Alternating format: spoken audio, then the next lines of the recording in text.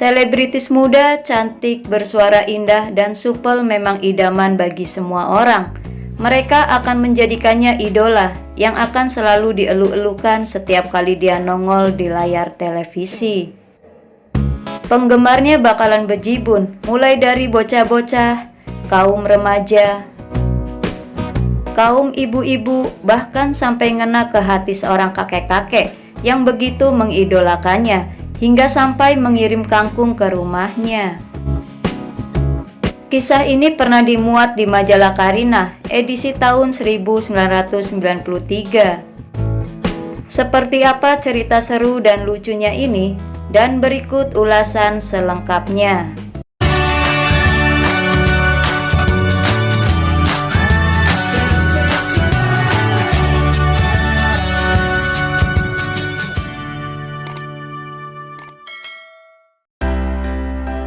Anak manis ini baru saja ikutan malam kesenian di penutupan Munas Golkar. Seminggu sebelumnya, gadis manis berkulit putih dan bermata coklat itu sudah sibuk nyari kostum yang pas buat nyanyi di hadapan kepala negara dan sederet pejabat. Habis kalau saya nyanyi pakai baju yang gimana gitu, banyak yang protes. Komentar Nike yang nama rumahnya si Neneng atau si Keke itu. Memang sih, baru-baru ini Nike show di Lombok. Menurutnya sih baju panggungnya sudah memenuhi syarat, tapi tetap saja dicap negatif. Roknya panjang, cuma di depan kancing depannya dibuka beberapa. Itu kan model, boleh dong, katanya sambil mengernyitkan kening. Makanya untuk penutupan Munas Golkar yang baru lalu, Nike terpaksa mencari baju yang menurutnya nggak bakal diprotes lagi. Jadi selebriti muda belia yang harus penuh pesona, mulai dari wajah, pakaian, dandanan, perlengkapan mejeng, tingkah laku dan cara menjawab telepon. Salah satu menjadi sorotan pemujanya. Soal rambut saja misalnya, urusannya bisa jadi panjang. Makanya, waktu Nike memutuskan membabat rambut panjangnya menjadi sebatas telinga, fansnya banyak yang heboh. Padahal sih saya ingin coba tampil beda aja, komentarnya ringan. Juga urusan penggemar sampai merembet jadi urusan keluarga.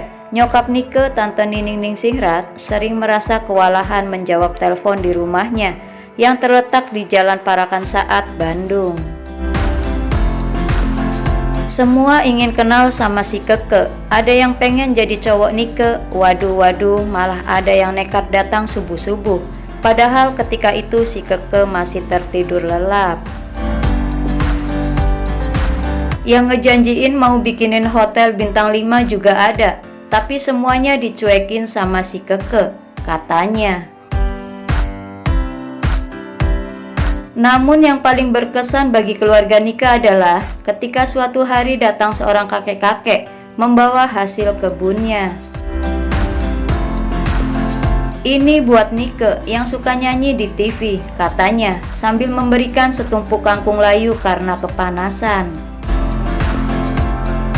Saya terharu sekali karena si kakek sudah datang dari Tangerang berjalan kaki, kenang Tante Nining.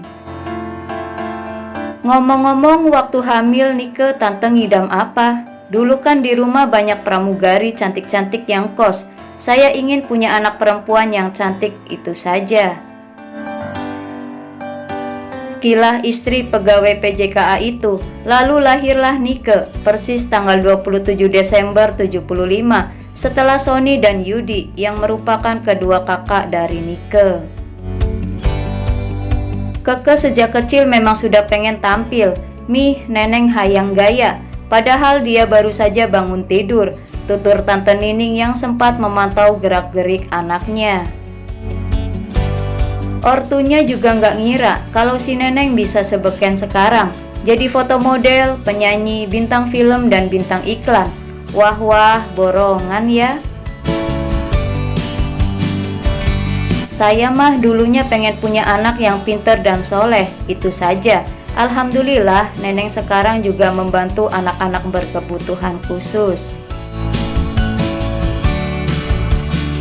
Prestasi si Keke di bidang tarik suara udah nggak kehitung lagi. Sebelum menyabet 3 kali BASF Award untuk album terlaris, Nyalakan Api, Bintang Kehidupan, dan Biarlah Aku Mengalah, si manis ini dulu-dulunya juga pernah nimbrung di lagu pilihanku TVRI dan jadi juara pada tahun 1987. Penampilannya masih sederhana, rambutnya juga masih panjang terurai. Kalau sekarang sih jangan ditanya lagi deh. Satu lagi prestasinya adalah penghargaan Gold Prize of New Singer Contest in Asia Song Festival Shanghai 91. Itu mami tuh yang nyuruh-nyuruh. Tadinya sih Nike nggak mau, untungnya menang ya. Hadiahnya langsung Nike habisin di Hong Kong. Katanya senang. Nama bagi seorang selebriti sangatlah penting. Kendati nama di KTP-nya tertulis Nike Ratnadila. Cewek yang pernah menang sebagai favorit di ajang pemilihan Gadis Sampul 90 itu beken dengan nama komersilnya di tahun 80-an. Malah dia pernah tampil dengan nama Nike Astrina. Itu dikasih produser JK Record, tapi dengan JK saya nggak sempat rekaman. Celotehnya. Jadi kegiatannya cuma tour show di sana sini, diantaranya ikutan International Rock Show di tahun 88 bersama Lia Amelia. Baru setelah dikontrak oleh label lain, Nike eksis dengan nama komersialnya, yaitu Nike Ardila. Manajer saya sekarang Papi, semua urusan kontrak Papi yang ngadepin. Keke sih tinggal minta uang jajan aja, hahaha, candanya. Konon, dari pemasukannya selama ini, Nike suka menabung tanah. Sampai saya dikatain tuan tanah, bukan nyonya tanah. Hahaha, beber Nike. Mata, alis, hidung, dan bibirnya yang bagus itu tertawa. Wow, manis banget.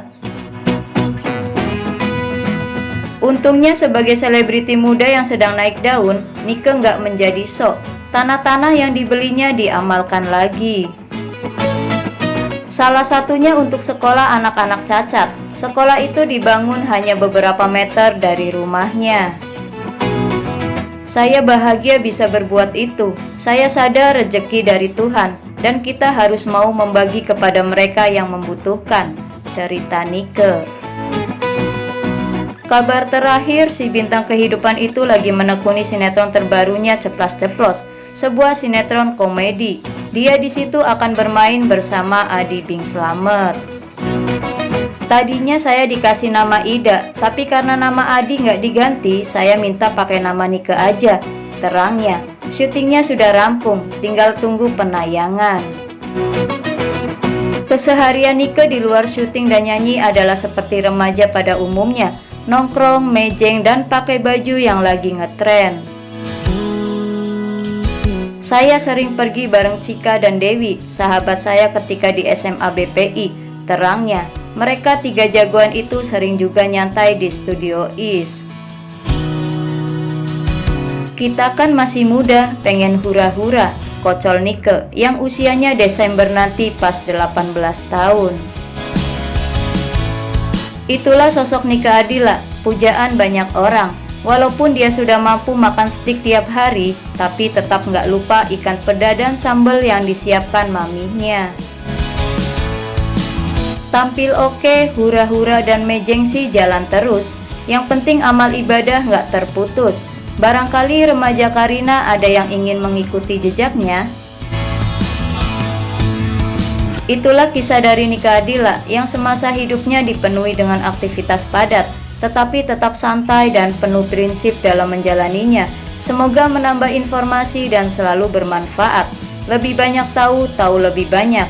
Sekian dan terima kasih.